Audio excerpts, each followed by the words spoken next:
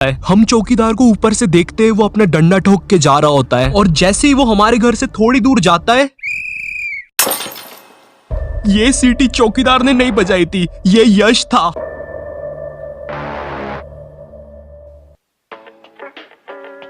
तो पता है, जब मैं 10th क्लास में था, पढ़ाई में मैं तो कुछ खास नहीं था। मैं उन बच्चों में से आता था जो पढ़ाई छोड़कर सारे कामों में अच्छे होते हैं। तुम इनसे क्रिकेट खिलवा लो, फुटबॉल खिलवा लो, हाँ मैं भी वैसे ही था। स्पोर्ट्स में अच्छा, क्रिएटिविटी में अच्छा, बस पढ़ाई मत करवाना। फिर रिलेटिव्स भी कुछ ऐसे ताने मारते थे, हाँ पढ़ाई छोड़ के कुछ भी करवा लो इनसे। हाँ तो उसमें दिक्कत क्या है सड़ेली आंटी, पढ़ पढ़ के क्या तुम्हारे विक्की जैसा हो जाऊं? 2 1 या 2 2 2 या 4। नहीं नहीं नहीं, सब ठीक हो जाएगा। तो 10th क्लास बोर्ड होती है और इस क्लास में तुम्हारे पास चॉइस नहीं होती, तुम्हें पढ़ना ही पड़ेगा घर वालों के प्रेशर के कारण। फिर यहाँ तुम्हारी क्रिएटिविटी या टैलेंट काम नहीं आते, भले तुम्हें जमीन पे सर रख के इतना तेज घूमना आता है कि तुम उड़ भी सकते हो।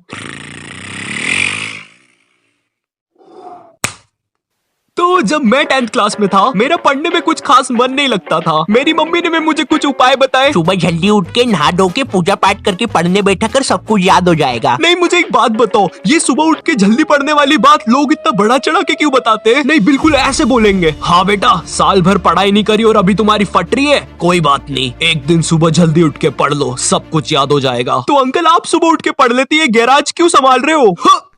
क्योंकि मैं सुबह उठ के पाना फेंकने की प्रैक्टिस करता था साले, बात करता है। अब देखो, मेरे से तो पढ़ाई हो नहीं रही थी और मेरे 10th के प्री बोर्ड्स भी पास आ रहे थे, तो मैंने सोचा कि मैं मेरे एक दोस्त के साथ पढ़ाई कर लेता हूँ। तो उस टाइम मेरा एक दोस्त था, उसे हम बोलेंगे यश, क्योंकि उसका रियल नेम यशश था और मुझे वो बहुत अजीब लगता था। ऐसा लगता था दो यश नाम के बंदे एक ही में घुसेड़ दिए।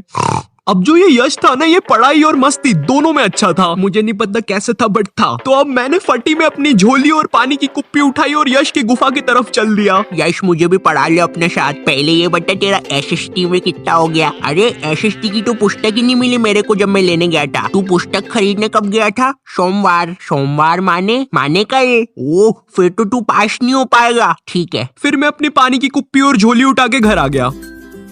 नहीं, ऐसा कुछ भी नहीं हुआ था, ठीक है। मैंने यश को समझाया था कि मैं कवर कर लूंगा उसके साथ सारा कोर्स, तो वो भी जैसे तैसे मान गया, क्योंकि उसको भी वापस से पूरा सिलेबस रिवाइज करना था। पूरा सिलेबस वापस से रिवाइज, समझ रहे हो? और इधर एक मैं हूँ जिसे सिलेबस तक नहीं पता। मेरे पास कुछ था तो वो थे पुराने साल के क्वेश्चन पेपर्स, क्योंकि वो रिपीट होते हैं। मगर खैर, यश के साथ मेरी पढ़ाई सही चल रही थी। बट फिर मेरे दो और दोस्त, जिनकी सेम मेरी जैसी हालत थी, वो भी यश के घर आ जाते हैं पढ़ने के लिए, और यश उन्हें आने भी देता है। और कसम से ये बहुत बड़ी गलती थी हमारी। अभी तक हम बस 2 लोग थे, इसलिए हमारी पढ़ाई अच्छी चल रही थी। बट अब हम 4 लोग हो चुके थे। हम जैसे ही पढ़ने बैठते हैं, थोड़ी देर बाद पता नहीं क्या होता है, हम सब मजा कर रहे होते हैं। ओए यारों का यार, दुश्मनों की हार, रोल नंबर 21 बना सुपरस्टार। सुनो कहानी नंबर 1, इसका रोल नंबर 21। अभी चल क्या रहा है, हम तो पढ़ाई करने बैठे थे ना। पता है, हमने पूरा दिन मैगी खाने में और कार्टून्स की बात करने में लगा दिया था। इसलिए कभी भी ग्रुप स्टडीज करने मत जाना, ठीक है? ग्रुप स्टडीज स्मार्ट लोगों की चीज नहीं होती है यार। और मुझे पता है तुम लोग काफी ज्यादा स्मार्ट हो, और मैं पता होगा अगर तुम दोस्त लोग के साथ होते हो रात में, तो तुम में एक अलग सी एनर्जी होती है। बस वही एनर्जी यश में बहुत ज्यादा हो गई थी। हम रात में 10 बजे बैठे थे पढ़ने, उसके जस्ट 15 मिनट बाद यश बोलता है, बस यार अब पढ़ाई बंद करते, मन नहीं हो रहा। अच्छा